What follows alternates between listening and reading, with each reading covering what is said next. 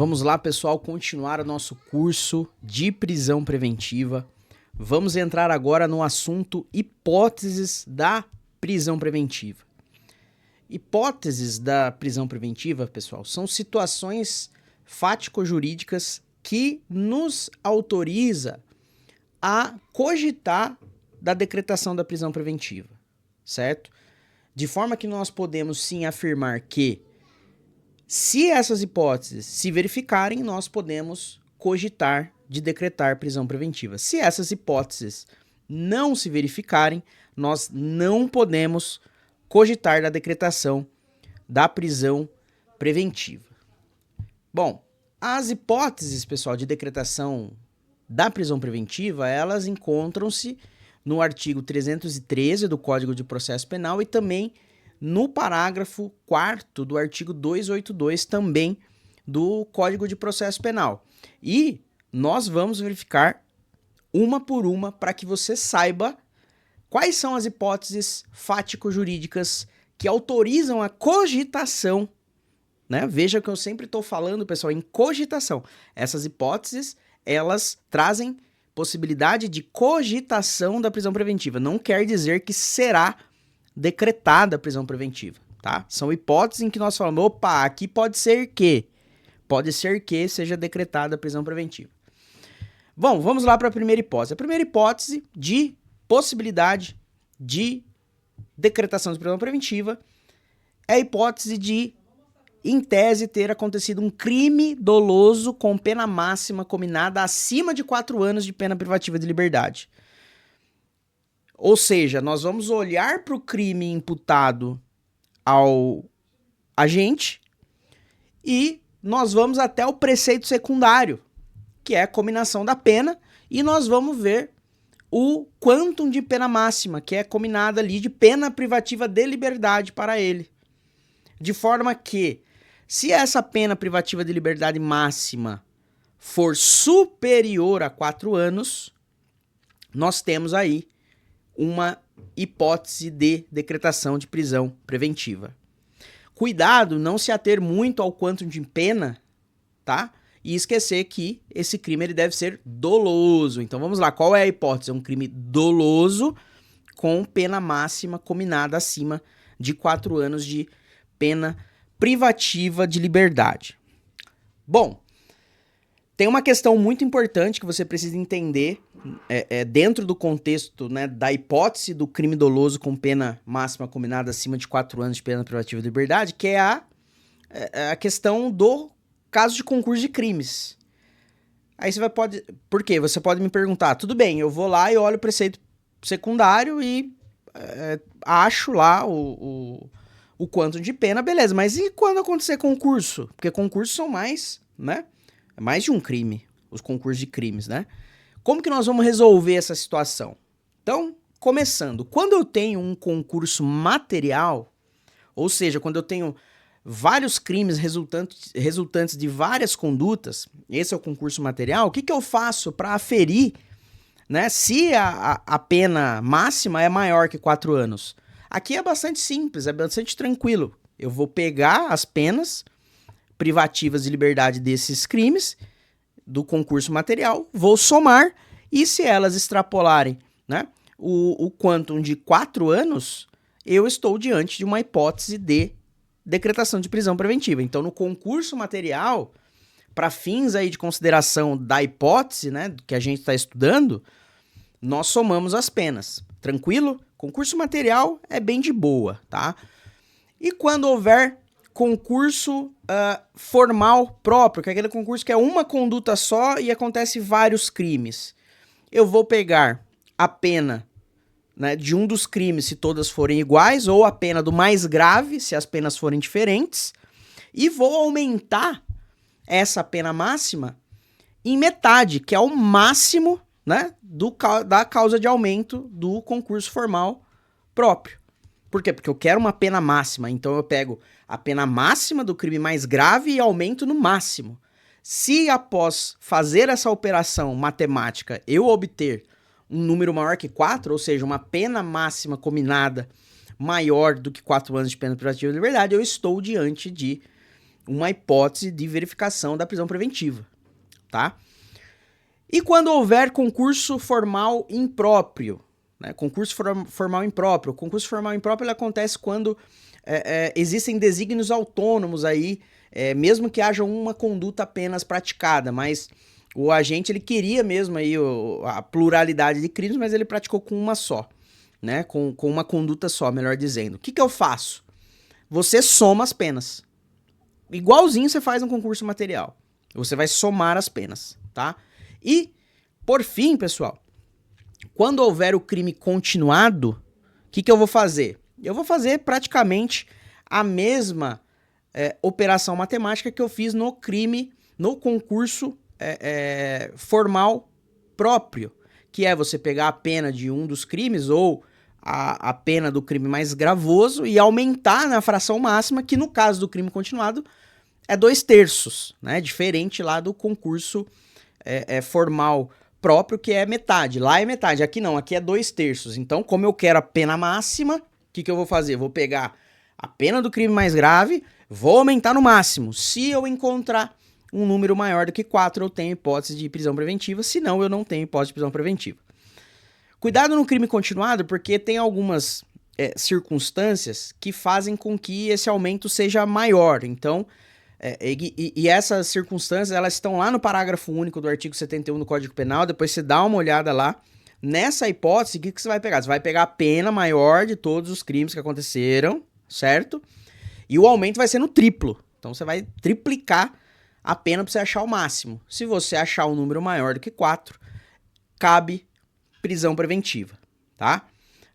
Uma observação extremamente importante é a seguinte, pessoal: não cabe prisão preventiva em caso de crime culposo. Então esse conceito você leva de uma maneira bastante absoluta, vamos dizer assim, aí no seu repertório jurídico. Contra crime culposo não cabe prisão preventiva. Eu preciso ter um crime doloso, beleza? Então fechamos aqui a primeira hipótese da prisão preventiva, vamos para a segunda.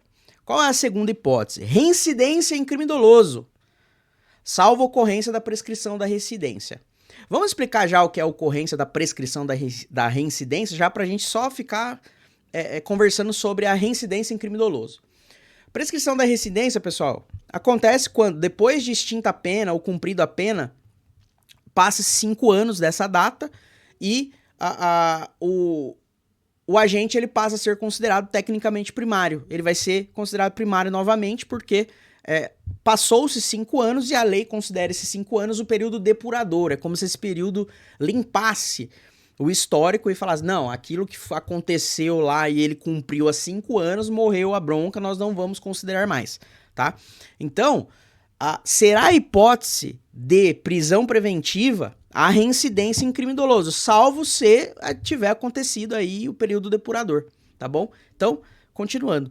Então, se a pessoa, ela antes já praticou um crime doloso e ela vem praticar um crime doloso de novo, reincidindo, sendo realmente reincidente, não tendo acontecido na vida dela a prescrição da reincidência, é possibilidade a prisão preventiva para essa pessoa, certo? É possibilidade. E sempre, pessoal, crime doloso. Não cabe decretação de prisão preventiva em crime culposo, tá certo? Continuando aqui, essa decretação de prisão preventiva com base na reincidência em crime doloso independe do quanto de pena máxima. Olha só, lembra que nós vimos na primeira hipótese que a pena máxima do crime doloso deveria ser maior do que 4 anos? Aqui não. Aqui, se primeiramente ela tem um crime doloso, tem lá uma decisãozinha transitada em julgado por crime doloso, ela vem e comete outro crime doloso, esse novo crime doloso, ele não precisa ter uma pena maior que 4 anos. Basta a reincidência, tá ok? Então, tomar muito cuidado com essa hipótese aí da reincidência em crime doloso, porque é sim hipótese de decretação da prisão preventiva, salvo o período depurador, salvo se, né, da extinção da pena ou do cumprimento da pena, passou-se 5 anos e o cara volta a ser primário. Aí não cabe essa hipótese, mas se não tiver percorrido o período depurador, ele vier a praticar outro crime doloso, né, em reincidência, ele tem sim a possibilidade de ter a decretação da prisão preventiva, tá? Terceira hipótese, na vigência de medida protetiva de urgência, o agente praticar crime em contexto de violência doméstica. Esse aqui, pessoal, tem que existir de modo prévio medidas protetivas de urgência, tá? Tem que existir. E após a existência dessas medidas, né, o agente vem e pratica outro crime, né, no âmbito de violência doméstica, ou seja, desrespeitando essas medidas, tá? Desrespeitando essas medidas. Então, ele tem que ficar esperto, ele não pode, estando vigente medida protetiva, em razão de violência doméstica, vai lá e pratica de novo, vai decretar a prisão preventiva. E pelo menos na minha experiência da advocacia, são as prisões preventivas piores de se revogar. Por quê? Porque já tinha uma medida protetiva antes. Já tinha. Aí o cara foi lá e quebra essa medida protetiva. Como que você vai explicar pro juiz? Não, juiz, a prisão preventiva, ela pode ser substituída por outras medidas cautelares. Aí o juiz vai falar, então, é que já tinha outras medidas cautelares, né? Já havia aí medida protetiva de urgência decretada, né? E ele desrespeitou. Então, assim, é uma prisão preventiva um pouco complicadinha de se fazer. Não é impossível, né? Aqui tem um argumento aqui nesse slide que a gente pode alegar, né? Que é um bom argumento. Mas eu considero que é mais fácil revogar a prisão preventiva de um roubo do que de quebra de medida protetiva, tá? Então, seguindo, vamos lá. Bom, tudo bem que pode ser, né, decretada a prisão preventiva se o cara tinha contra ele antes medida protetiva de urgência, ele vai lá e pratica outro crime no contexto de violência doméstica. Só que assim, o Poder Judiciário ele tem que ter proporcionalidade, né, na hora dessa decretação. Por quê? Porque às vezes ele tinha uma medida protetiva muito branda, muito fraca e de repente se torna, né, uma prisão preventiva. Então, a depender do caso, é bom que ele estabeleça outra medida protetiva mais gravosa, né, que limite um pouco mais a liberdade ou cumule outras medidas protetivas do que ir lá e fazer a decretação da prisão preventiva diretamente, tá certo? Quarta hipótese de decretação da prisão preventiva. Dúvida quanto à identidade da pessoa ou quando essa oferece elementos insuficientes para sua identificação, tá? Nessa hipótese aqui, eu tenho que combinar ela com a pena maior de 4 anos. Então, eu só posso manter presa uma pessoa por defeito na identificação dela se o crime quanto ao qual ela está sendo imputada tem uma pena maior que 4 anos, tá? E, importante, a prisão preventiva está sendo decretada por defeito de identificação. Essa pessoa não está devidamente identificada, né? E se decretada a prisão preventiva dela. Se ocorre essa identificação, ela tem que ser solta, tá? Por quê? Porque a prisão preventiva ela está sendo decretada com base na ausência da identificação. Então, identificou, eu tenho que soltar imediatamente. Quinta hipótese da prisão preventiva, pelo descumprimento de obrigações impostas pela fixação de medidas cautelares diversas à prisão. Aqui não é especificamente medida protetiva de urgência. A medida protetiva de urgência é lá no âmbito, né, da violência doméstica, certo? Aqui nós estamos falando de medidas cautelares diversas da prisão, lá do 319. Então, se existirem medidas cautelares diversas da prisão, né, de modo prévio, e depois dessa decretação, ciente dessa decretação, o agente vai lá e descumpre uma dessas condições que foram impostas, infelizmente será decretada a prisão preventiva dele. Vamos retificar essa minha fala. Pode ser que a prisão preventiva dele seja decretada, tá certo? Interessante dizer que, primeiro, o juiz ele deve buscar cumular a medida diversa que está decretada com uma outra, ou substituir essa por outra mais grave antes de ir para a decretação da prisão preventiva. Veja que aqui é a manifestação de princípio que a gente já estudou, né? A prisão preventiva ela é excepcional. Princípio da excepcionalidade. Então, assim, se o cara descumpriu condições das medidas cautelares diversas da prisão, o juiz tem que parar e olhar, falar, olha, deixa eu ver se eu cumular com outra medida cautelar diversa ou eu substituir por outra mais grave, não atende o caso concreto para que eu não venha decretar a prisão preventiva direto. Porque a prisão preventiva, ela é a última ratio, tá certo? Pessoal, então, verificadas todas as hipóteses da prisão preventiva, nós temos que concluir da seguinte forma: fora dessas hipóteses estudadas, não há possibilidade de decretação de prisão preventiva. Essas são as hipóteses. Esses são os contextos fático-processuais que autorizam a cogitação da prisão preventiva. Aí eu pergunto, será que só isso basta? Não, não é só estar configurada uma hipótese de prisão preventiva que basta para que seja decretada a prisão preventiva.